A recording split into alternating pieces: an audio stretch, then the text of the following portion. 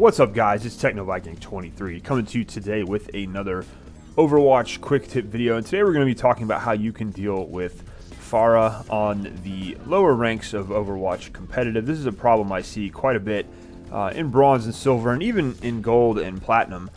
People just not knowing how to deal with Pharah, and she winds up just running rampant through the match, gets a ton of kills, never gets killed, and just basically wipes your team time and time again.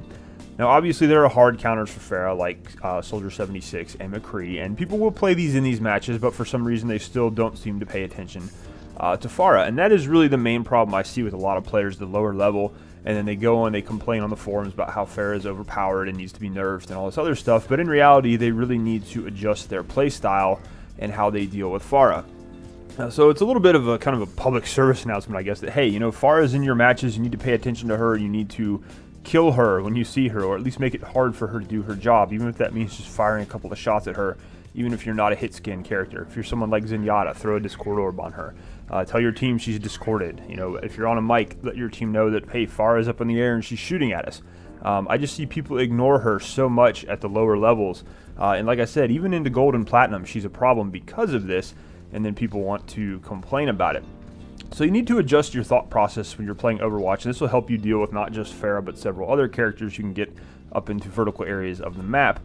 Because as Mr. Spock says in Star Trek The Wrath of Khan, pattern represents two-dimensional thinking. And he's referring to the part in the Battle of the Matar Nebula where Khan is trying to blow up the Enterprise, but he doesn't realize he can actually go up and down. And then Kirk uses this maneuver, this vertical maneuver, to beat him at the end.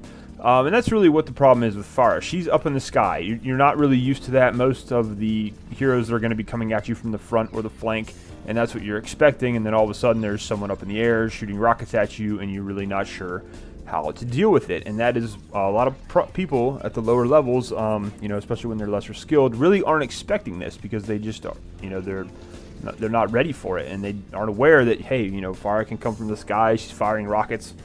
And that's something you need to start paying attention to. I've been on so many teams where we have, you know, Soldier or McCree or someone that could easily deal with her, and they're just not even looking up. They're just focusing on what's in front of them.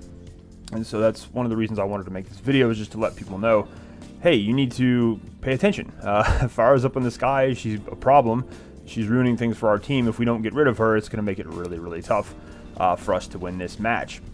And I'm not the best Pharah player at all. I'm not actually not that great with her. I'm okay, but I'll have really good games with her and really bad games with her. But even for me, someone who doesn't play her that often, who isn't very good with her, I can use her in my competitive matches and do really, really well with her, because honestly, no one really pays attention to me. Even if I don't have a Mercy on my team follow me around to pocket heal me, I can still stay alive for most of the match and just wreak havoc on the other team with my rockets from long range, because no one seems to pay attention.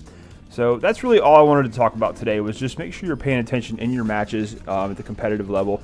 And the other thing too, if you have a McCree or a 76 on your team who doesn't seem to be doing very well, you may want to politely ask them, you know, hey, maybe I could switch to that character and play them. One of my issues I run into a lot of times, I wind up having to play support in my comp matches because it seems like nobody ever wants to play support. So I wind up running Ana or Mercy or Lucio.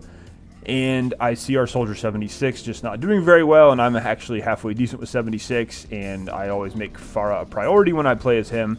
And so I'll kind of ask him, hey, do you mind if I switch to 76 and maybe work on trying to kill Pharah? But I try to do it politely, because people in the lower ranks especially have a problem with being told to switch. And it's it can be kind of toxic sometimes. But overall, that's just the simple gist of this video, is just pay attention to your surroundings. This will help you, like I said, not just with Pharah, but with other characters. Soldier 76, some of the better players with him will try to get up onto the vertical levels of the map and, you know, flank you from above. You won't expect it, so that he can get a lot of kills that way. McCree can do the same thing, especially with his ultimate. But there's a lot of characters. Torbjorn will put some turrets up on the top levels of the map where they're hard to see and hard to get to, and then you wind up getting wiped by them. But just start to think in more than just the two dimensions, like what's to your side, what's in front of you. You need to start thinking about what's above you, what could be coming from above you, and that's going to really help you become a better player overall at Overwatch. So anyways, guys, I hope you enjoyed this quick little tip video. If you guys have any other additional tips for newer players, people that might be stuck down in silver and bronze, feel free to post them down below. As I said, I hope you guys enjoyed the video. Hope you guys are having a great day. Thanks as always for watching. and I'll see you again next time.